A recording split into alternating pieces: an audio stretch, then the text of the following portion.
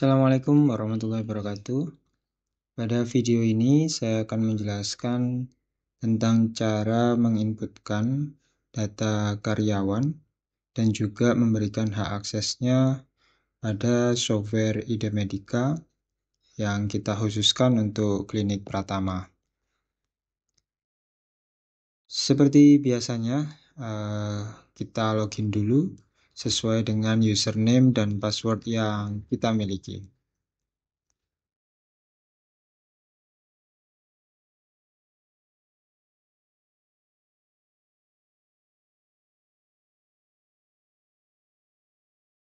Sebelum saya jelaskan tentang penginputan data karyawan pada software klinik IDMedica ini, saya perlu menjelaskan dulu tentang pembuatan hak aksesnya. Kembali pada menu administrator, di mana di menu administrator ini ada submenu Group Management. Group Management ini berfungsi untuk kita membuatkan kumpulan hak akses untuk jabatan atau posisi tertentu. Di sini sudah ada contoh, misalkan admin. Biasanya admin ini memiliki akses ke semua menu pada software klinik IDMedica ini. Nah, saya buatkan contoh. Misal saya ingin menambahkan grup manajemen dengan jabatan, misal di sini dokter. Lalu saya simpan seperti ini. Kemudian untuk aksesnya kita bisa klik icon kunci atau akses di sini. Lalu misalkan dokter ini saya berikan akses kewenangan ke poli gigi. Misal di sini ada antrian, kemudian daftar. Kemudian poli KIA juga saya berikan akses submenu antrian dan juga daftar. Kemudian poli umum juga ada akses antrian dan daftar. Nah, nantinya untuk karyawan yang saya berikan dia grup akses dokter, maka karyawan tersebut akan bisa mengakses menu-menu dari poli gigi, KIA, dan poli umum sesuai dengan submenu yang telah kita bukakan tadi. Saya ambil contoh lagi, misalkan saya membuat untuk hak akses kasir, misalkan nama grupnya adalah kasir. Nah, di sini seperti biasanya ya, kalau kita mau mengedit, kita bisa klik icon pensil untuk mengedit namanya, atau klik sampah untuk menghapus dari data kasir ini, atau grup akses kasir. Nah, untuk memasukkan hak aksesnya, kita klik di sini. Oke, kemudian untuk kasir ini saya berikan akses di menu kasir.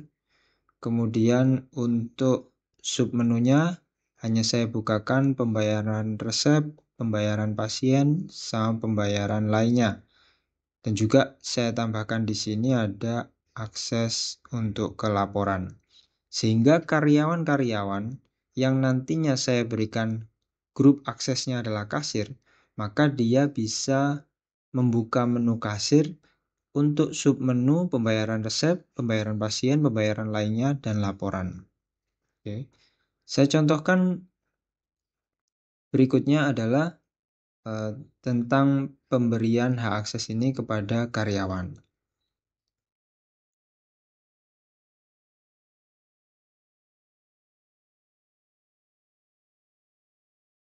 Oke, setelah kita mengenal grup akses ini untuk yang akan kita berikan untuk karyawan, maka selanjutnya saya jelaskan untuk penginputan data karyawan. Kita bisa mencarinya di kotak pencarian ini, menu personalia. Nah, di sini ada menu personalia, kita klik, kemudian ada submenu kepegawaian, kita klik juga. Nah, pada submenu kepegawaian ini ada 3 tab, yaitu calon pegawai, pegawai, dan pegawai keluar. Di sini sebenarnya hanya untuk membedakan, misalkan dari bagian manajemen personalia ingin memasukkan data calon pegawai, artinya calon karyawan yang mau masuk ke klinik ini bisa dimasukkan di calon pegawai.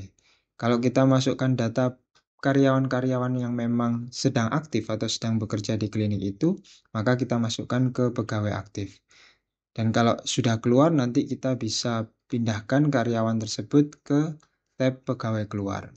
Nah, untuk saat ini saya jelaskan dulu penginputan untuk data pegawai aktifnya.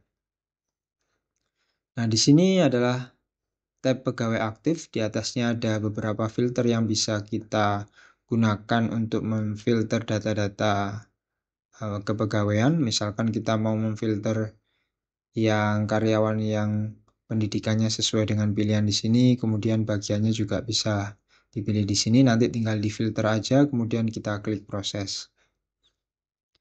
Nah, untuk menambahkannya, kita klik tombol plus di sini. Kita bisa masukkan tanggal akhir kontrak, tanggal permanen, kemudian namanya. Misalkan di sini kita buat aja namanya, misalkan Anita gini ya, hanya sebagai contoh saja. Kemudian jenis kelaminnya perempuan, alamatnya misal di sini ada Sukamaju. Oke. Nah, nanti untuk data awal karyawannya ini bisa diisi sedikit saja. Jadi kita langsung simpan seperti ini. Nah, nanti kalau berhasil maka di sini muncul data karyawan yang sudah kita buat.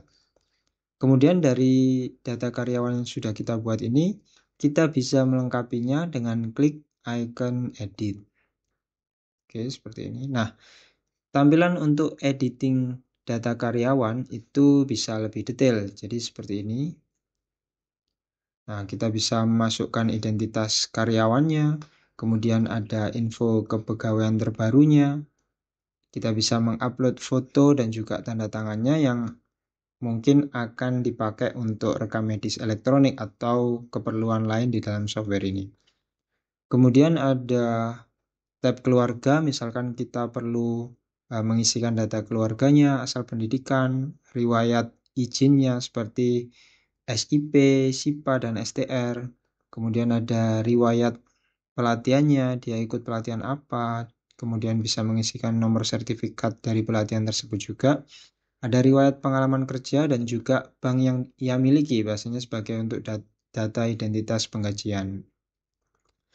Nah, di video ini kita tidak akan melengkapi semuanya ya, hanya beberapa saja yang kita anggap itu penting untuk simulasi dari video ini. Untuk nomor pegawai ini kita bisa biarkan saja, tapi kalau memang ada nomor pegawai yang berbeda dengan sistem bisa diisikan di sini. Secara default nomor pegawai ini akan ikut dengan ID datanya.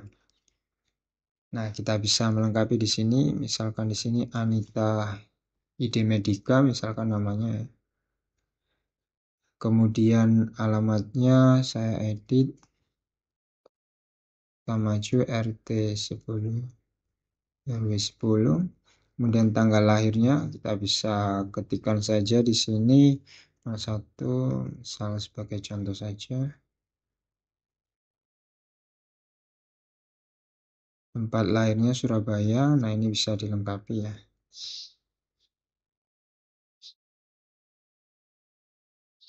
Oke. Dan lainnya bisa dilengkapi, cuman di sini saya melengkapi beberapa hal yang penting, misalkan ada bagian di sini saya mau dia jadi belum ada kasir ya, tapi saya pilih admin apotek misalkan. Kemudian unit kerjanya kita pastikan unit kerjanya ini terisi dengan klinik ID Medika. Kemudian di grup aksesnya, nah di sini di sebelumnya yang sudah kita buat, grup akses ini bisa dipilihkan admin, kasir, atau dokter.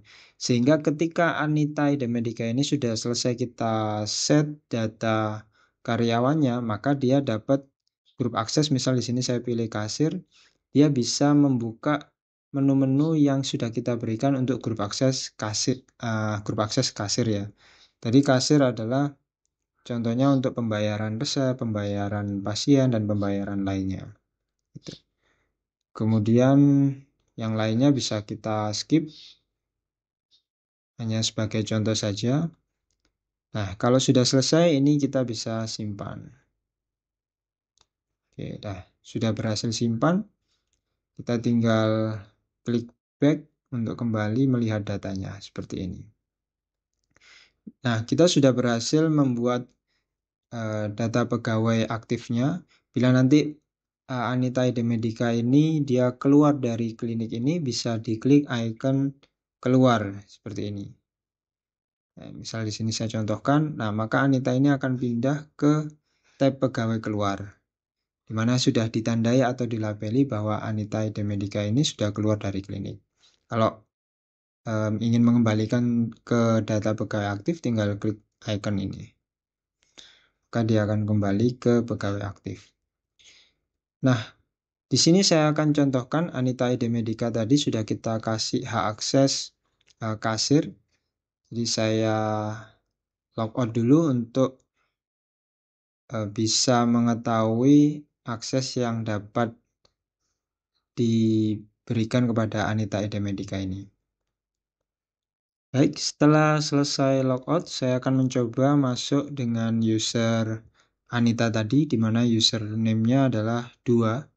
Karena di contoh ini, username Anita itu sama dengan nomor pegawainya, yaitu 2. Jadi kita bisa masukkan username dan passwordnya. Nah, setelah berhasil login, maka di sini, sebelah kirinya akan muncul menu sesuai dengan akses yang kita berikan ke Anita tadi dan sesuai dengan grup aksesnya juga, di mana kasir yang kita berikan hanya punya submenu resep, pasien lain, dan pembayaran lainnya, serta juga ada laporan. Nah, sehingga ketika kita membuat karyawan kemudian memappingkannya pada grup user yang sudah kita buat, maka karyawan tersebut hanya bisa mengakses menu-menu sesuai dengan apa yang sudah kita atur. Jadi tidak semua menu atau tidak semua akses akan dimiliki oleh karyawan. Sekali lagi, untuk karyawan akan bisa mengakses menu-menunya sesuai dengan aturan yang sudah kita pilihkan untuk karyawan tersebut. Baik, seperti itu video tentang pembuatan grup user dan juga pembuatan karyawan beserta mapping dengan grup user atau hak akses yang dia miliki. Kita akan bahas video lainnya dengan tema-tema yang lainnya. Terima kasih. Wassalamualaikum warahmatullahi wabarakatuh.